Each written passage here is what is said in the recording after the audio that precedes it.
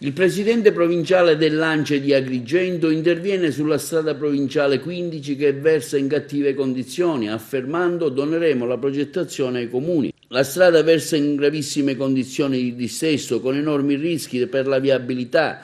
Parliamo della strada provinciale 15 nel tratto compreso tra l'ospedale San Giovanni di Dio e Contrada San Benedetto, un asse viario trafficatissimo di competenza di più enti, attraversato costantemente dalle ambulanze che si recano all'ospedale. Nonostante il suo ruolo strategico, però, questa strada è profondamente segnata da numerose buche e asperità che quotidianamente provocano danni a cose e persone. Carmelo Salamone afferma: ci attiveremo fin da subito per contattare le amministrazioni comunali di Agrigento, Favara e Aragona per definire le questioni burocratiche. Strade più sicure sono un diritto dei cittadini e delle imprese. Vedendo ultimamente i numerosi incidenti che sono accaduti, ANCE deve fare la sua parte, comprendendo fino in fondo le difficoltà che hanno le amministrazioni comunali ad affrontare e quindi a preparare un progetto per la messa in sicurezza di queste strade.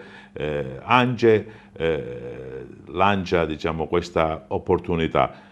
Si mette a disposizione dei comuni di Aragona, di Favara e di Agrigento proprio per mettere in condizione le amministrazioni di richiedere finanziamenti per la messa in sicurezza delle strade stesse. Dico, questo è il minimo che noi possiamo fare. Noi siamo sempre sinergici, diciamo, a disposizione della pubblica amministrazione. Per quello che possiamo fare, noi dobbiamo fare la nostra parte e noi ci siamo.